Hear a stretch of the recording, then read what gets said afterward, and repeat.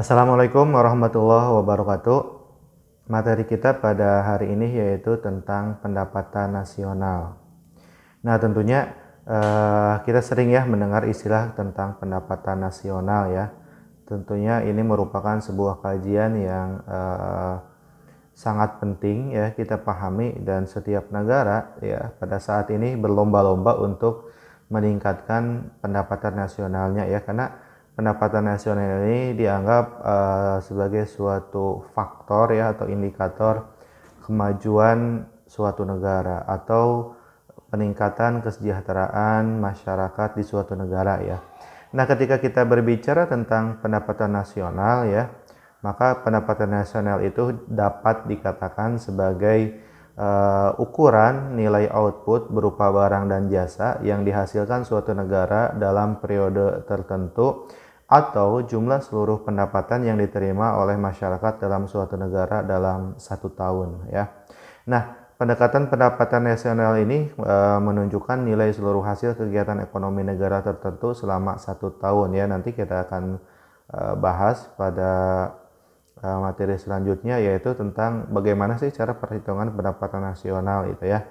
Nah, kemudian tentunya pemerintah ya suatu negara itu selalu berusaha ya untuk mengetahui pendapatan nasional negaranya pada setiap tahun ya, dengan tujuan untuk mengetahui kemampuan negaranya dalam memikul atau membiayai pengeluaran selama satu tahun ya.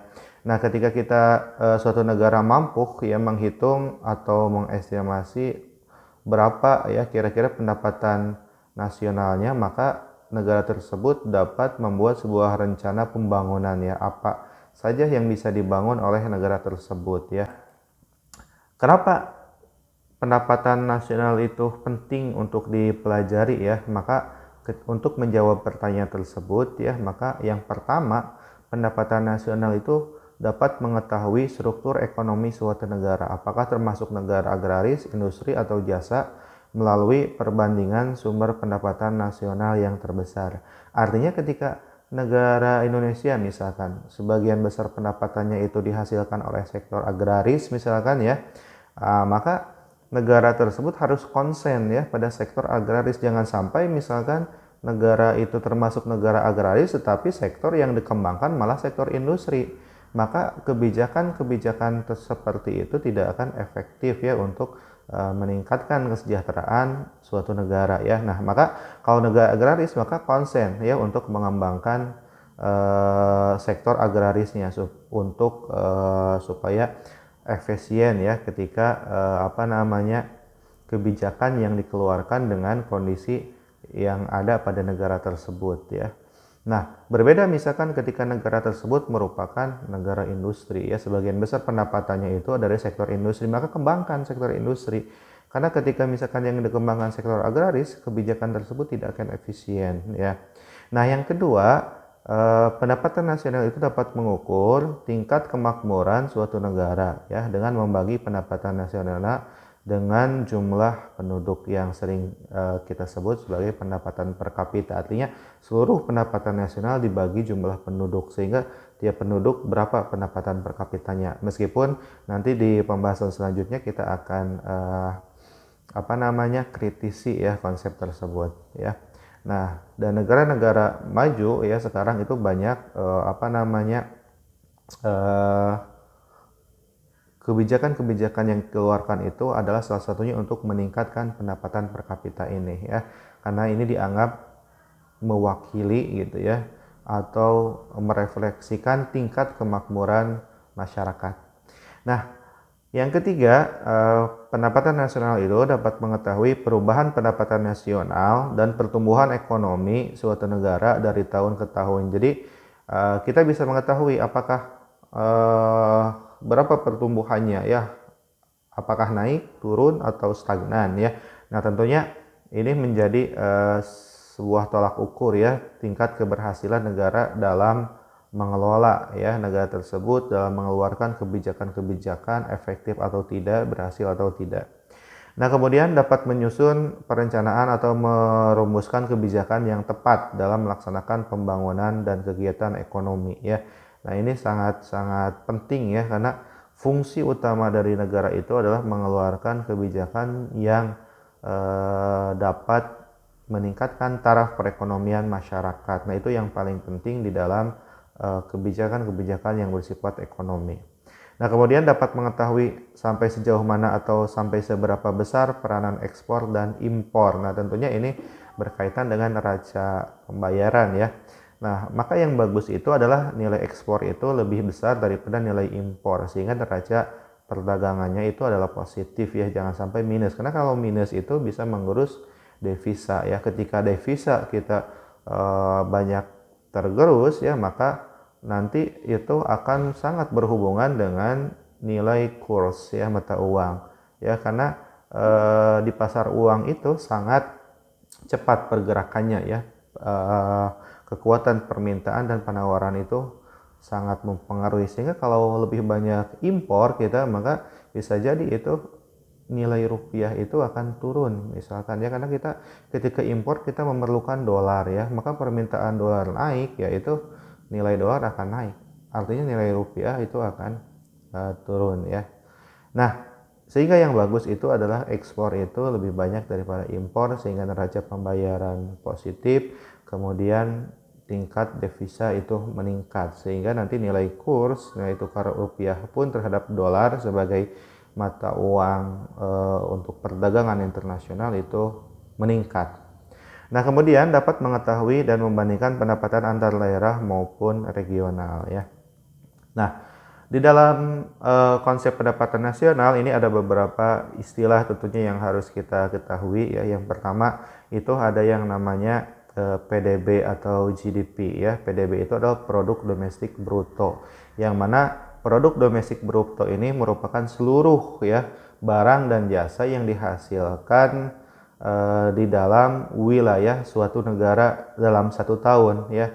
Nah, artinya ketika perusahaan itu ada di wilayah Indonesia misalkan, maka itu adalah GDP Indonesia, dapat dihitung sebagai PDB Indonesia meskipun perusahaannya itu milik asing ya. Jadi perusahaan Indonesia atau perusahaan asing yang ada di wilayah domestik Indonesia, maka itu adalah GDP ya. Nah, kemudian yang kedua ada PNB, Produk Nasional Bruto atau GNP ya, yang merupakan seluruh produk ya, barang dan jasa yang dihasilkan oleh Indonesia ya selama 1 tahun. Nah, ini tidak terkait dengan wilayah ya. Kalau PDB tadi dengan wilayah domestik, kalau ini dengan kepemilikan. Jadi mau dimanapun, baik itu perusahaannya ada di wilayah Indonesia atau di wilayah negara lain, tetapi itu milik Indonesia, maka itu bisa dihitung ke dalam PNB ya, pendapatan nasional bruto. Nah, kemudian yang ketiga ada NNP, yaitu Net National Product ya. Net National Product ini adalah jumlah barang dan jasa yang dihasilkan masyarakat dalam periode tertentu setelah dikurangi penyusutan atau depresiasi dan barang pengganti modal ya. Jadi NNP ini ya tadi GNP dikurangi penyusutan gitu ya, maka muncullah angkanya ini adalah NNP. Nah, kemudian yang keempat ada NNI ya, atau Net National Income, yang merupakan jumlah seluruh penerimaan yang diterima oleh masyarakat setelah dikurangi pajak tidak langsung ya. Rumusnya yang tadi NNI ini adalah NNP dikurangi pajak tidak langsung. Nah, yang selanjutnya yang kelima ada personal income ya, yang merupakan jumlah seluruh penerimaan yang diterima masyarakat yang benar-benar sampai ke tangan masyarakat setelah dikurangi oleh laba ditahan, iuran asuransi, jaminan sosial, pajak perseorangan, dan transfer payment ya. Jadi ini personal income ini merupakan NNI dikurangi biaya-biaya tadi ya. Dan yang terakhir ini ada disposable income, yaitu pendapatan yang siap untuk dibelanjakan oleh masyarakat ya. Rumusnya adalah PI, personal income dikurangi pajak langsung. Nah, maka DI ini ya, disposable ini adalah merupakan ya yang merupakan daya beli masyarakat yang sesungguhnya gitu ya, pendapatan masyarakat yang sesungguhnya yang bisa dia belanjakan. Nah, ketika kita berbicara tadi ya, bagaimana sih cara menghitung pendapatan nasional suatu negara gitu ya. Maka untuk menjawab pertanyaan itu sedikitnya ada 3 ya cara perhitungannya. Yang pertama dengan pendekatan nilai produksi, yaitu dengan cara menjumlahkan ya seluruh produksi yang dihasilkan oleh seluruh perusahaan di dalam satu negara dalam 1 tahun ya, maka itu adalah pendekatan produksi. Nah, kemudian yang kedua ada pendekatan pengeluaran gitu ya. Pendekatan pengeluaran ini artinya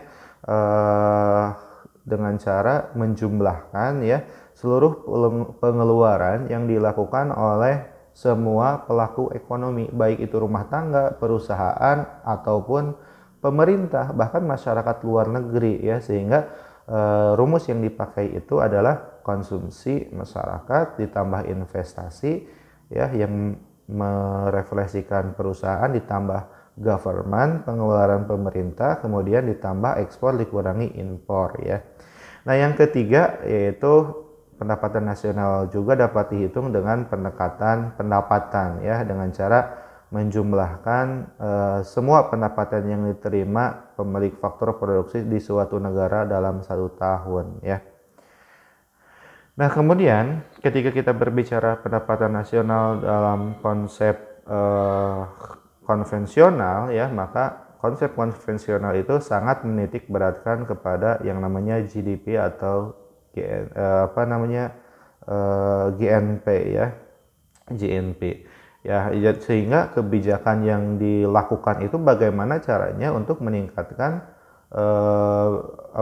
GDP atau GNP tadi ya, pendapatan nasional domestik bruto maupun pendapatan nasional bruto ya, untuk meningkatkan pendapatan per kapita, karena itu dianggap merefleksikan kesejahteraan suatu negara ya, merefleksikan kesejahteraan masyarakat di suatu negara.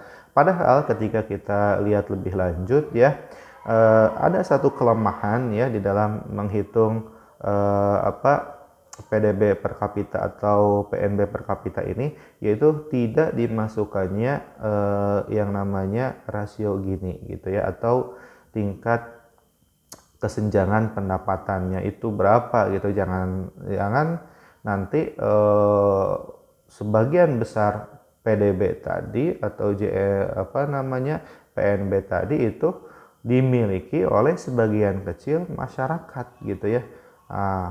Maka itu tingkat kesenjangannya itu sangat tinggi kan ya, sehingga yang sejahtera hanya sebagian kecil masyarakat saja, sedangkan sebagian besar masyarakat itu tidak memperoleh kesejahteraan meskipun dengan PDB ataupun PNB yang besar. Nah gitu.